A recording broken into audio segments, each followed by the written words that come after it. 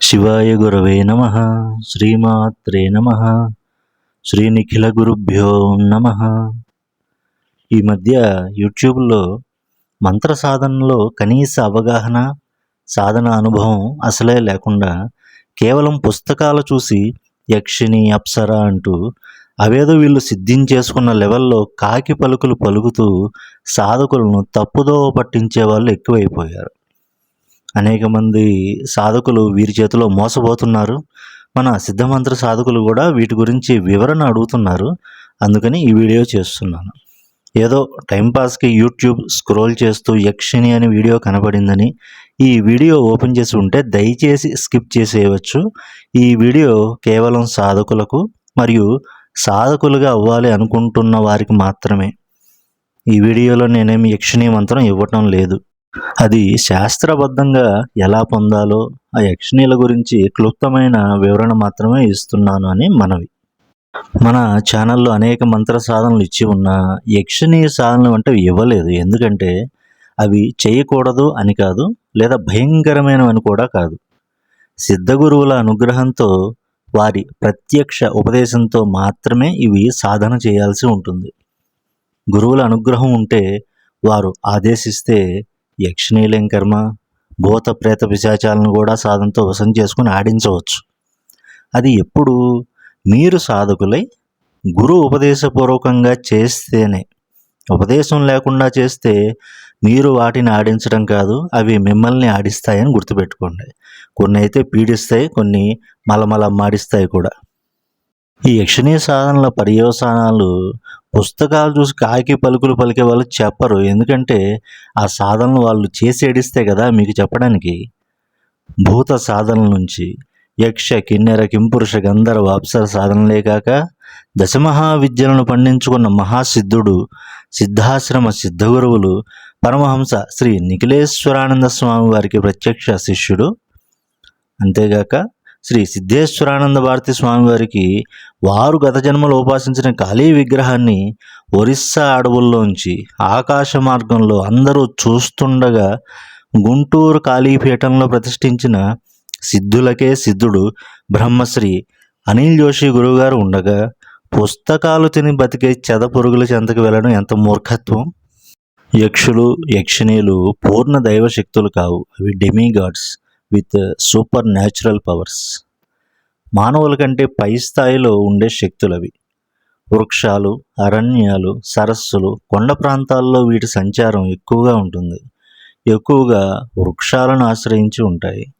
కొన్ని రకాల యక్షిణీలైతే శక్తివంతమైన ఔషధుల మొక్కలపై కూడా అవి ఆవహించి ఉంటాయి, వాటికి రక్షణగా ఉంటాయి. ఎందుకంటే కాయకల్పాన్ని సిద్ధింపజేయగలిగిన మొక్కలను, వాటి సంబంధించిన వేర్లను సేకరించడం అంత ఆషామాషి కాదు. వాటి అనుగ్రహం ఉంటేనే కొన్ని రకమైన రహస్య మూలికలను సేకరించడం వీలవుతుంది. ఇంకా మరికొన్ని రకాల యక్షిణీలు అయితే నిధులకు కాపలా ఉంటాయి. వీటికి ప్రభువు కుబేరుడు.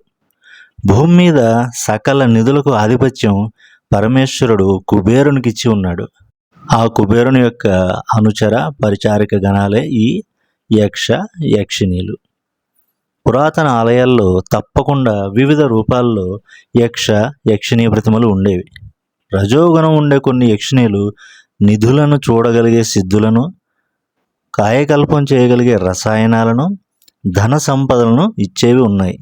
మరికొన్ని తామసిక గుణాలతో ఉండేవి కామరూప విద్యతో వివిధ రూపాలు ధరిస్తూ అడవుల్లో ఒంటరిగా వెళ్ళేవారిని శారీరకంగా లోబరుచుకుని హింసించి చంపేసిన సంఘటనలు కూడా ఉన్నాయి.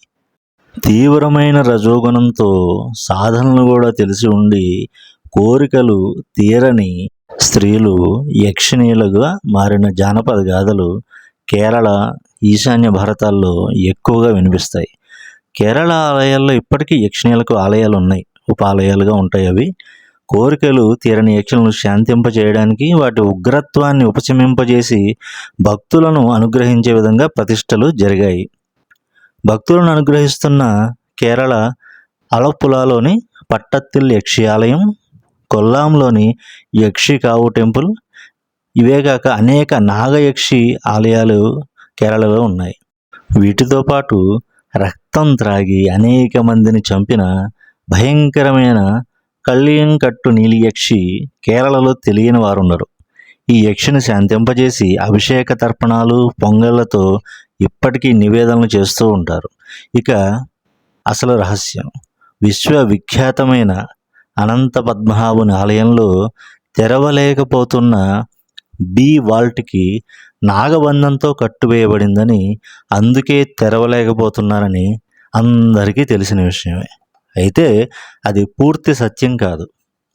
ఎవ్వరికీ తెలియని రహస్యం ఏమంటే, ఆ బి వాల్ట్ తెరవకుండా ఆపుతున్న అస్సలైన శక్తి ఒక యక్షిని.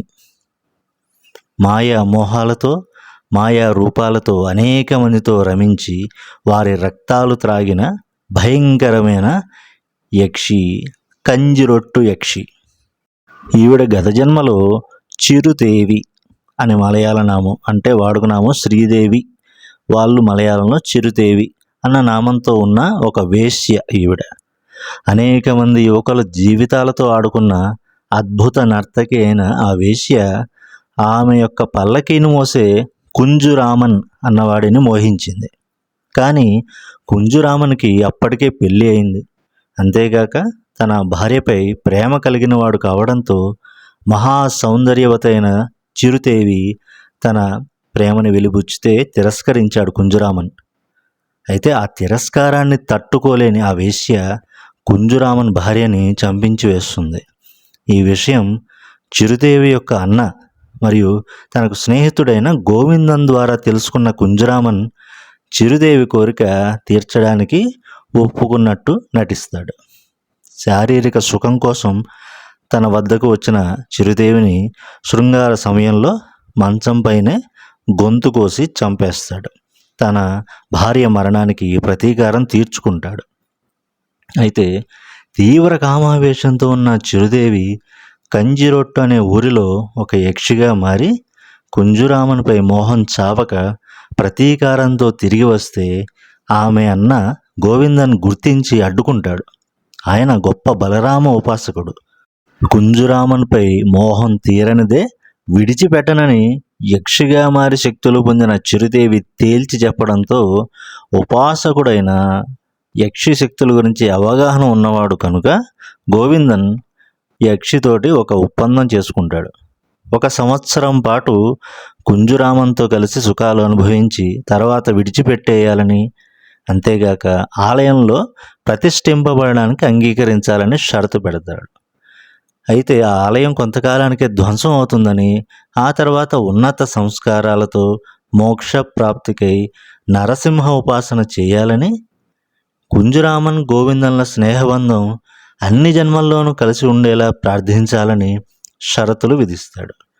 అందుకు అంగీకరించిన కంజిరొట్టు యక్షిగా పిలువబడే చిరుదేవి, అదే శ్రీదేవి, పొన్నుం విళక్కుం పై ప్రమాణం చేసి సంవత్సరం పాటు భోగాలను అనుభవించి కంజిరొట్టు వలయవీడు అనే ఆలయంలో ప్రతిష్ఠింపబడి కొంతకాలం పూజలు అందుకున్నాక ఆమె యొక్క తామస శక్తి పోయాక ఆ ఆలయం ధ్వంసం చేయబడింది. తర్వాత ఒప్పందం ప్రకారం నరసింహ ఉపాసనలో మునిగిపోయింది. కంజిరొట్టు యక్షి అమ్మన్గా మారింది. ఆ తర్వాత మహారాజా స్వాతి తిరునాల్ రామవర్మ యొక్క భార్య సుందరలక్ష్మి పిళ్ళై అమ్మాచి నాట్య విద్యలో ప్రావీణ్యం కోసం ఈ కంజిరొట్టు యక్షి అమ్మన్ వారికి అమితమైన భక్తురాలుగా మారింది. మరి ఆవిడ ప్రార్థనో లేదా మరొక దైవిక శక్తి ప్రేరణో కానీ ఆ కంజిరొట్టు యక్షి అనంత పద్మనాభ స్వామి వారి నేలమాలిగల్లో రహస్యమైన ఆ బి వాల్టులో ఈ యక్షి ప్రతిష్ఠింపబడి ఉన్నదని, అక్కడే నరసింహోపాసనలో ఉన్నదని ట్రావెన్కోర్ రాజవంశానికి చెందిన యువరాణి పద్మశ్రీ పురస్కార గ్రహీత అయిన అశ్వతి తిరునాల్ గౌరీ లక్ష్మీబాయి గారు గమనించారు. ఈ విషయం ట్రావెన్కోర్ ఆలయ రికార్డ్స్లో ఉన్నది. అంతేకాదు పద్మనాభ ఆలయంలో నైరుతి మూలలో ఉన్న ఈ పెయింటింగే కంజిరొట్టు యక్షి అమ్మన్ వారిదని పద్మనాభ స్వామి వారి యొక్క ఆలయ అఫీషియల్ రికార్డ్స్లో ఉన్నది. మీరు ఈ పెయింటింగ్ని ఇప్పటికీ కూడా పద్మనాభ స్వామి వారి ఆలయంలో చూడవచ్చు. ఆ బి వాల్ట్ తెరవకుండా ఈ యక్షినే సంరక్షిస్తున్నది అని రాజవంశస్థుల యొక్క ప్రగాఢ నమ్మకం. నేటికి యక్షిణీ శక్తులు ఎంత ప్రభావవంతంగా ఉంటాయనే దానికి నిదర్శనంగానే ఈ రహస్యాన్ని మీకు తెలియజేశాను. హిందూ మతం నుంచి పుట్టిన బౌద్ధ జైనాల్లో కూడా వీటిని వివిధ రూపాల్లో ఆరాధించేవారు. మణిభద్రుడు, పూర్ణభద్రుడు, బహుపుత్రిక, ధనయక్షిణి వంటివి హైందవ తంత్రాల నుంచి బౌద్ధ జైనాల్లో కూడా వెళ్ళి ఉపాసించబడ్డాయి. వీటి ప్రాముఖ్యత ఎంత ఉండేదనే దానికి నిదర్శనం నేటికి భారత రిజర్వ్ బ్యాంక్ ఆఫ్ ఇండియా ముందు ధన నిధులకు ప్రతీకగా ప్రతిష్ఠించబడిన ఈ మణిభద్ర యక్ష మరియు ధాన్యాగారానికి సస్యానికి గుర్తుగా బీసా యక్షిణి విగ్రహం ప్రతిష్ఠించారు. వీటిని అక్కడ ఉంచమని ప్రతిపాదన చేసింది ఎవరో తెలుసా? మన భారతరత్న జేఆర్డి టాటా. అప్పటి వారి యొక్క మంత్రశాస్త్ర పరిజ్ఞానానికి ఈ సూచనయే నిదర్శనం. ఇక ధనదా యక్షిణి విషయానికి వస్తే, ఈమెని ప్రసన్నం చేసుకున్న వారికి ధనానికి ఎన్నటికీ లోటు ఉండదు. కాలపురుష సాధన ద్వారా యక్షిణి జ్ఞానం పొందిన విక్రమార్కుడు ఉజ్జయినిలోని మహాసిద్ధవట వృక్షం కింద ధనదా యక్షిణి సాధన చేసి ధన సంపదలను పొంది ఆమె యొక్క సూచనపైనే బేతాళుల్ని వశం చేసుకున్నాడని, సిద్ధవటంలో శ్రీ వీరబ్రహ్మేంద్ర స్వామి వారికి కూడా ఈ యక్షిణి ప్రసన్నమైనదని, పుట్టపర్తి సత్యసాయిబాబా వారు కూడా ఆయన తపస్సు చేసుకున్న గుహలో ఈ ధనదా యక్షిణిని ప్రసన్నం చేసుకున్నారనే రహస్యాలను సిద్ధపురుషులు మన పూజ్య అనిల్ జోషి గురుదేవులు తెలియజేశారు. స్వర్ణ పుష్పాలతో ఉజ్జయినిలోని సిద్ధవట వృక్షం కింద ఈ యక్షిణిని పూజిస్తే 31వ రోజు కల్లా ఈ యక్షిణి దర్శనం కూడా అవుతుందని తెలియజేశారు. ఈ సాధన చేసిన వారికి అనేక ఆదాయ మార్గాలను ధనదా యక్షిణి చూపిస్తుంది. ఏదో విధంగా మన చేతికి డబ్బు నిరంతరాయంగా వస్తూనే ఉంటుంది. సాధన చేసి ఆవిడని మెప్పించగలిగితే ఇక జీవితంలో దేనికి లోటు ఉండదు. పరమహంస నిఖిలేశ్వరానందుని శిష్యులకు ధన ధాన్య వృద్ధి సకల భోగభాగ్యాలకు లోటు ఉండరాదని పూజ్య అనిల్ జోషి గురుదేవుల సంకల్పం. ఎవరైతే నిఖిల గురుదేవుల గురుమంత్రాన్ని కనీసం 1,25,000 జపం పూర్తి చేశారో వారందరికీ ధనాన్ని ప్రసాదించే ధనదా యక్షిణి మంత్రోపదేశం మార్చి నెలలో ఇవ్వడానికి నిశ్చయించారు. గురుమంత్రం లేనివారు ఈలోపే ఉపదేశం పొందితే మంచిది. గురుమంత్రం ఇంకా తీసుకునే వారి కోసం మన టెలిగ్రామ్ ఛానల్లో రిజిస్ట్రేషన్ ఫారం ఇవ్వడం జరుగుతుంది.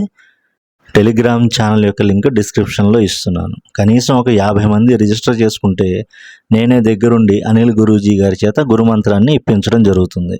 గురుమంత్ర దీక్ష పూర్తిగా ఉచితం. ఇక గురుమంత్రం 1,25,000 పూర్తి చేసిన సాధకులు డిస్క్రిప్షన్లో ఇచ్చిన టెంపరరీ గ్రూప్లో జాయిన్ అవ్వగలరు. ధనదా యక్షిణి సాధన ఉచితం కాదు, ఫ్రీ. అంటే దారిన పోయే సంత కూడా వచ్చేస్తారు కాబట్టి నిర్ణీత రుసుము చెల్లించి రిజిస్టర్ చేసుకోవచ్చు. ఈ రుసుములోనే మీకు సాధనా సామాగ్రి కూడా ఇవ్వడం జరుగుతుంది. మరియు గురుదక్షిణగా వసూలైన ప్రతి రూపాయి పూజ్య అనిల్ జోషి గురుదేవుల సంకల్పమైన దశమహావిద్య సహిత నిఖిల గురుదేవుల ఆలయ నిర్మాణానికి మన సిద్ధమంత్ర సాధకుల తరపున అందించడం జరుగుతుంది. ఈ మహత్ కార్యంలో మీ ద్రవ్యం వినియోగించబడితే సాధకుల సాధనలు కూడా నిఖిల గురుదేవుల అనుగ్రహంతో అనిల్ జోషి గురుదేవుల ఆశీస్సులతో శీఘ్రంగా సిద్ధించగలవు. ఇది పరమ సత్యం. సిద్ధమంత్రం ఛానల్ సాధకులు గురుమంత్రం పూర్తి చేసిన వారు ఈ అద్భుతమైన సాధన అవకాశాన్ని విడవకండి. శుభమస్తు. శంభవే గురవే నమః. శ్రీమాత్రే నమః. స్వస్తి.